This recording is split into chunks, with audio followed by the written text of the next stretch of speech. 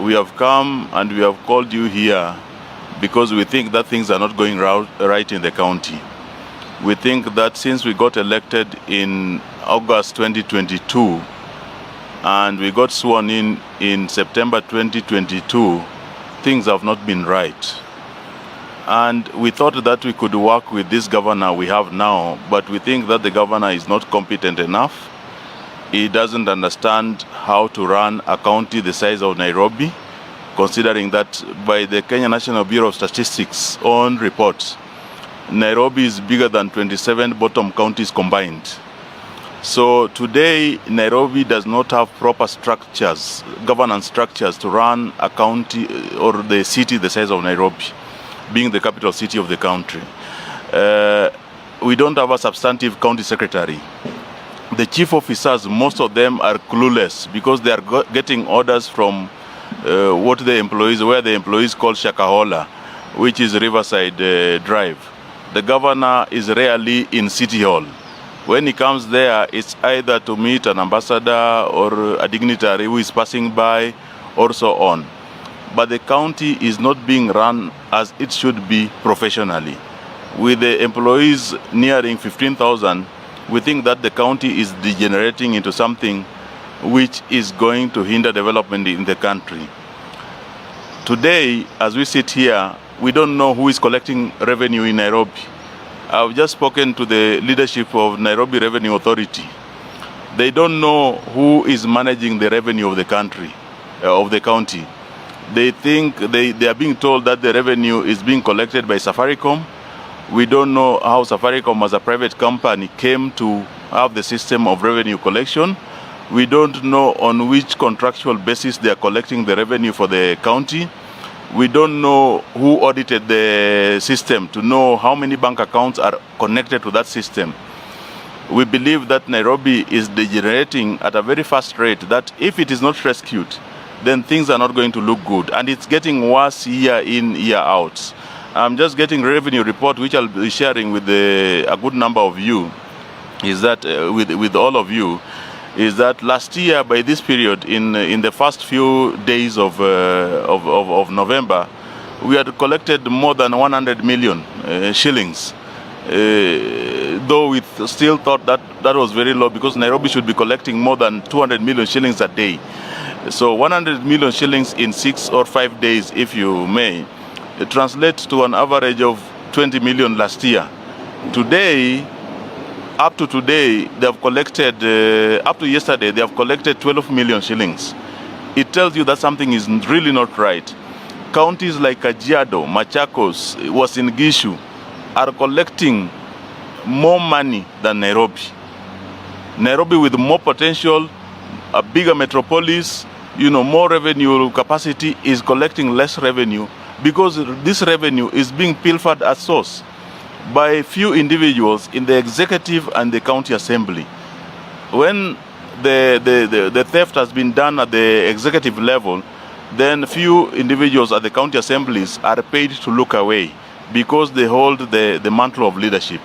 And we believe that if things are not corrected in Nairobi, if the president and Right Honorable Raila Odinga do not stamp their foot in Nairobi, then things are going to get worse. The president is going to be constantly blamed for poor governance because he has allowed Nairobi to be managed and to be run by somebody who had no professional credence to run Nairobi.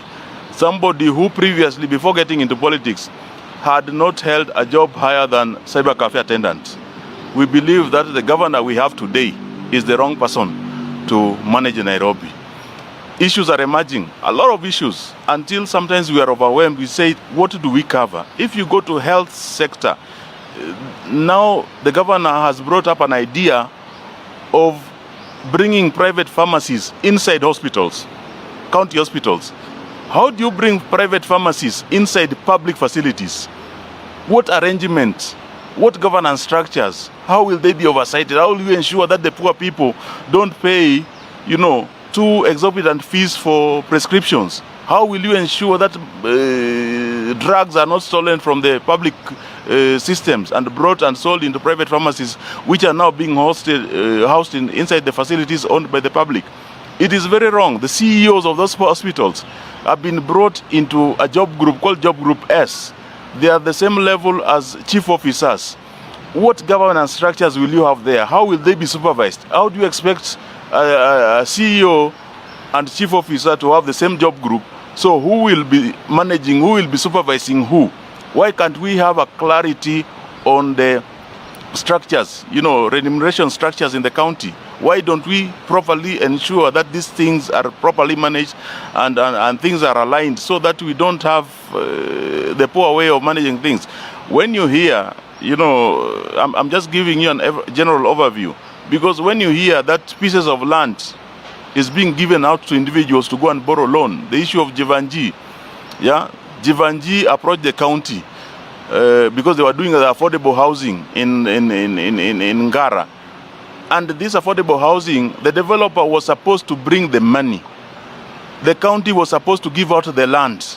Today, the developer didn't bring enough money. The county gave out land. The county went and borrowed money for the developer, 1.9 billion, using the county's assets as a security. The developer today, instead of finishing that house, the affordable housing, is building a mall in Kileleshwa, and he's saying that he doesn't have money. And we hear that some of the county officials are shareholders in that mall.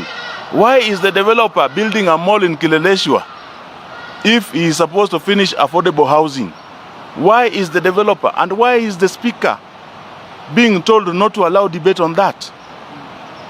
We have to ask these tough questions. These all affordable housing have been oversubscribed. They were bought off plan. It means the developer has his money.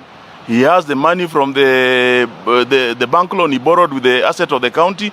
But the developer now also has money from citizens who have bought houses but are looking at a situation where they might never get to own those houses, because the developer is facing a situation where he will never be able to complete the houses, which are only 30% completion level. We think that things with Governor Sakaja are not looking good.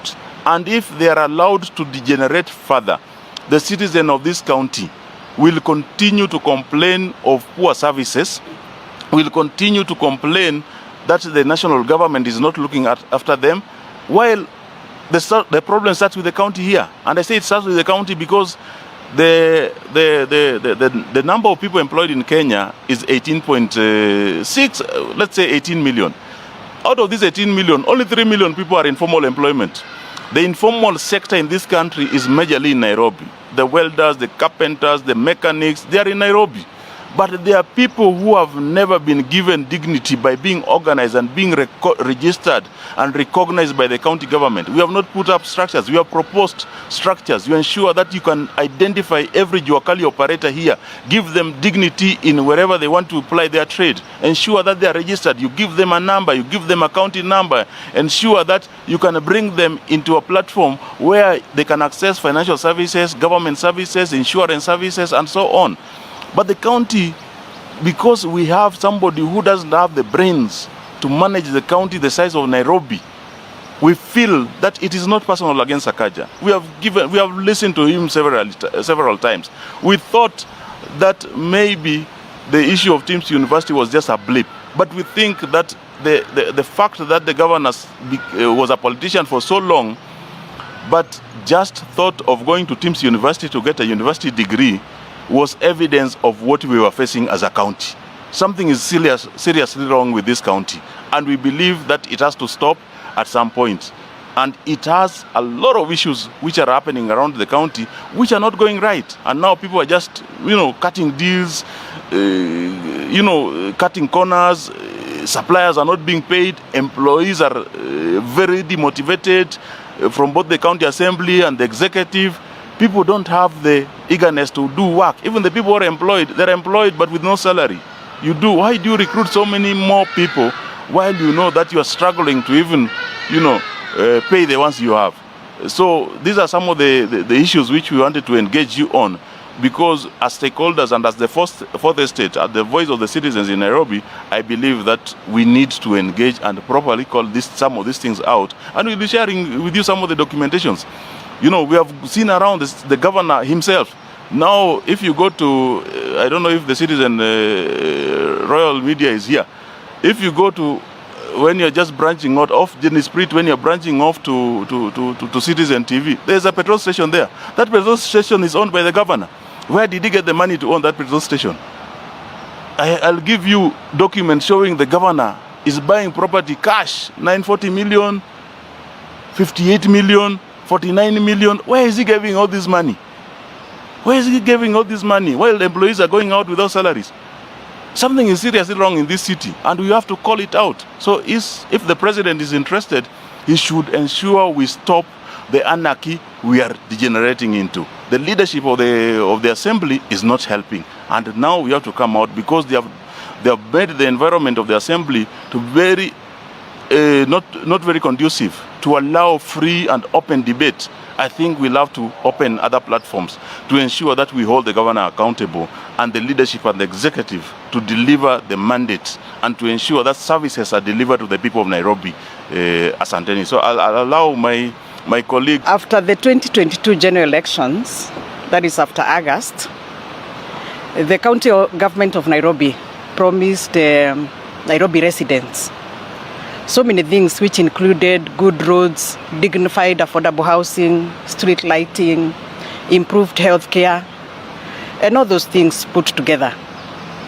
However, we are on the third year now, and we have not seen any sign whatsoever of implementing all these things that we promised, especially in the governor's manifesto. Some of the issues that we are raising, and we have always raised, is the issue of a disorganized city, especially in the CBD. If you look at most of the major roads within the city, they are used for trade. However, the owners of some of these shops cannot even trade because the county government of Nairobi has not been able to implement what they promised as the solution to hawking within the city. We have tried our best. If you look at most of the questions on the floor of that house, most of them emanates from asking the county government to look at the issue of hawkers. You even saw before the impeachment of the deputy president, there was a lot of issues pertaining to hawking within the city. The second issue definitely is the issue of land grabbing. Out of 100 statements that come on the floor of that house, the most popular statement is on the issue of land grabbing. We have been looking at the issue of G, which my colleague has already addressed. I personally sit in the planning committee, and some of the preliminary reports that has come before that committee is that Jabavu, a company that was allowed and was given a contract to deal with the housing program within the G estate, has already taken an advance of $500 million shillings at the National Bank of Kenya, which documents were also presented yesterday when the NBK appeared before the committee. However, if you look at the addendum that was signed by the then county secretary, it shows that there were amendments that were done on that document. The court ruling of 2023 on the issue of Pagani affordable housing informed the county government that you cannot use a title deed that belongs to the public to charge it as a collateral. The county government has already done that. The Jabavu has already taken a loan of 1.9 billion. The documents are showing they have definitely taken that advance of $500 million. And we have been asking very hard questions. And what we are saying with my colleague is that some of the major issues that we are raising before that house, they don't have anybody to give answers to. When the executive appear before any committee in that assembly, they do not have even answers to some of these questions we are asking. So we are here to ask both His Excellency the President and the Prime Minister, Honorable Raila Odinga, that things are getting out of hand in Nairobi. And if there is no solution to these problems, the taxpayers' money will always be used and there will never be a solution to these problems. The governor of Nairobi understands very clearly that the issue of transport system in Nairobi has not been sorted. All the things that he indicated and put in that manifesto has not been implemented. Why do we have to keep on reminding him on the things that he promised Nairobians that he would do, yet he's not doing? MCAs are doing their job, including passing both the supplementary budget and the substantive budget. Yet the things that they pass within that budget are always not implemented. So our cry is both to the leadership of this country that Nairobi needs a second eye, that you need to help us. We have done our job, but beyond us, we need another hand.